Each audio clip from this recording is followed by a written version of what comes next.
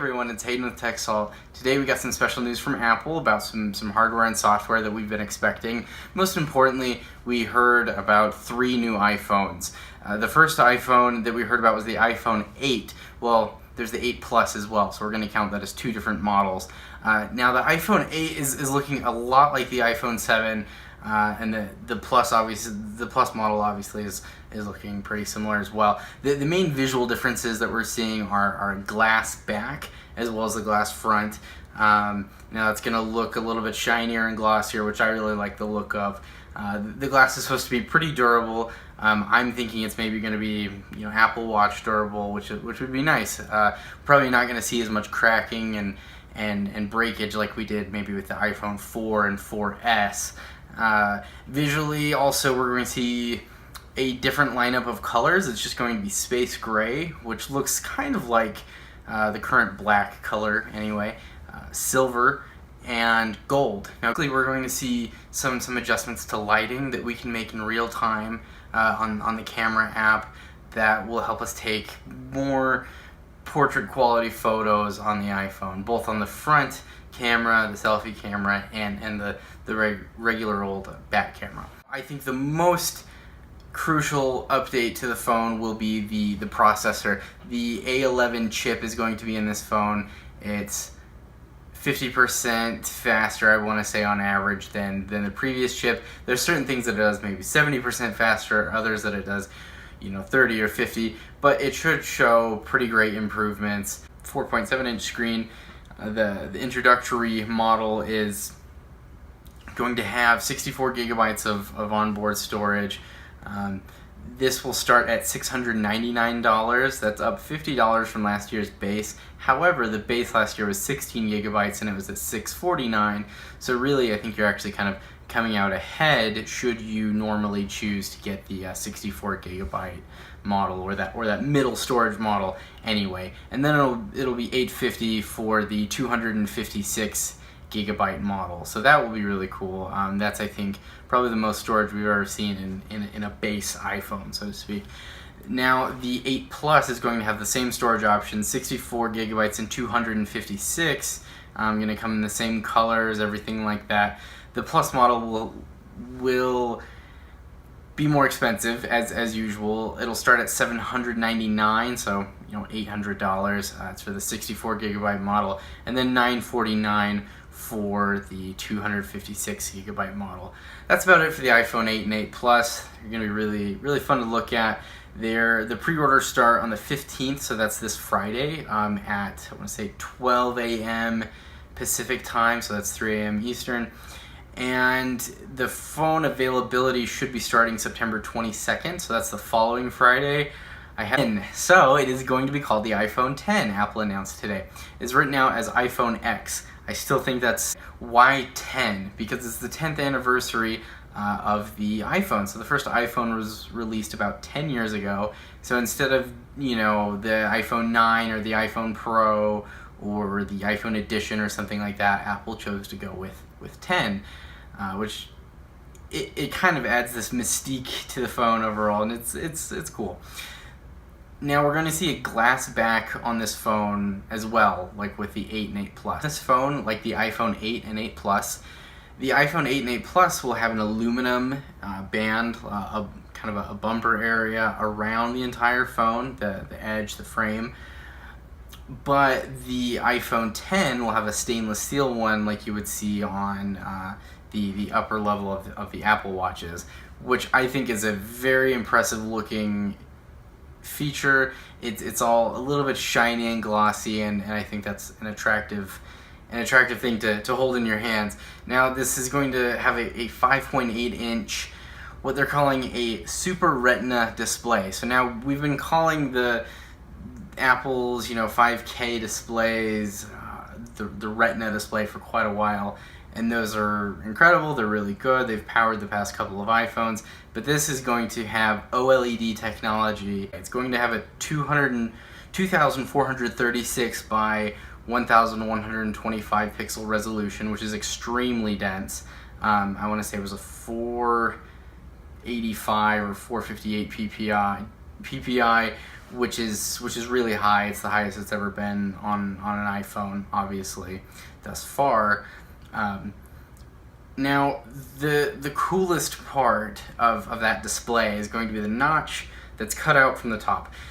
It's a little unsightly if you're looking at the phone from top to bottom and you're watching a video. It'll take some getting used to, but I think it'll blend in just fine.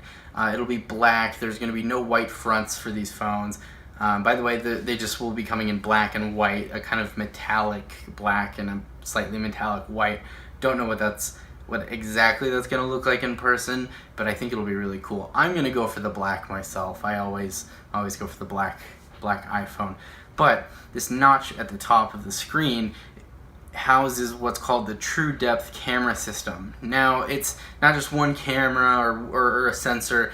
It's a collection of several sensors and cameras. The regular old front camera as well, there have been major improvements to that.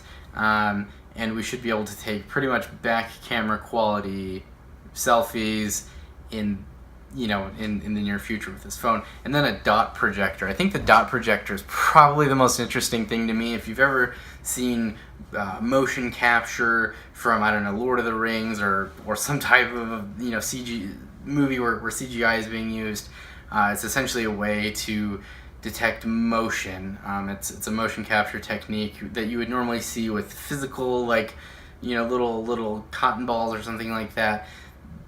This is going to be all digital, and this will be the way that the iPhone essentially maps your face, and it'll use that technology also combined with machine learning to adapt with the growth of your face. Or let's say you grow a beard, or you put on glasses, or you shave your head, or something like that. The phone will adapt to that. It'll catch up with it.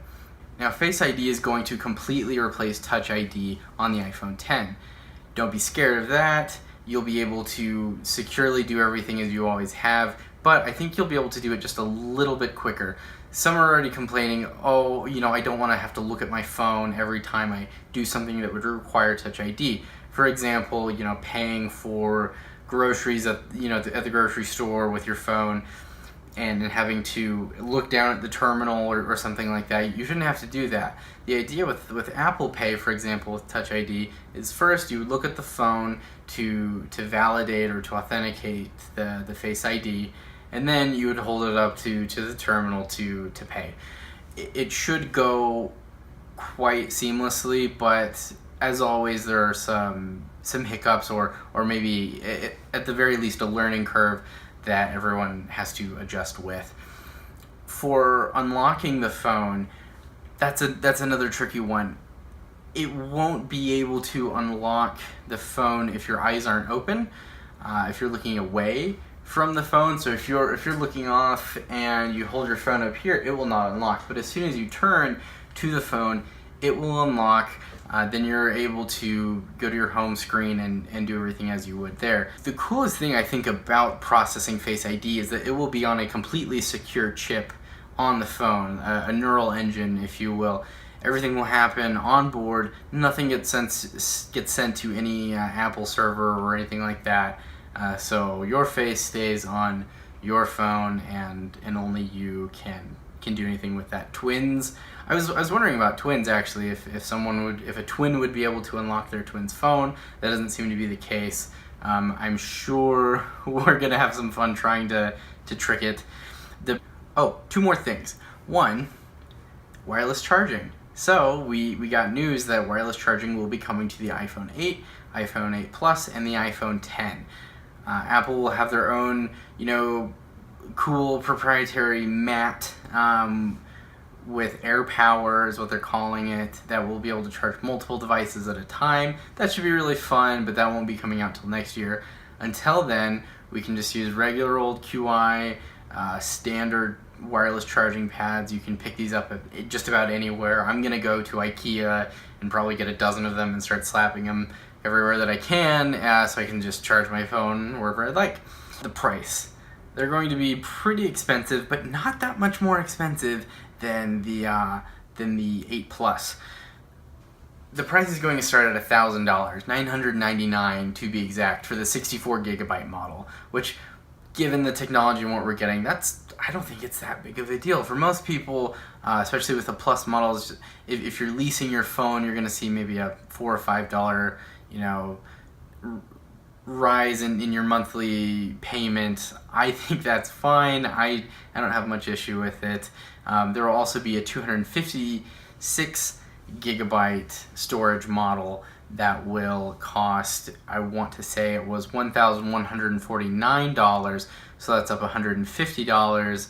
But that is a pretty huge jump in storage. It used to be that you would see, 16 to 32 gigabytes was an extra $100. But now we're starting to close that gap a little bit more. And now the biggest disappointment, what's still frustrating me right now, several hours later, is the fact that we won't see these phones for about at least another 6 weeks. The release date on them is looking like November 3rd is going to be the first date of availability, with pre-orders starting October 27th. That's 6 weeks after the 8 and 8 Plus, just about. Tell me in the comments below what more you want to know about the iPhone 8, the 8 Plus, but more importantly, the iPhone 10. We can talk rumors, what did happen, what didn't happen, what we hope for the future with wireless charging, with new software. Tell me your ideas. Stay salty, everyone.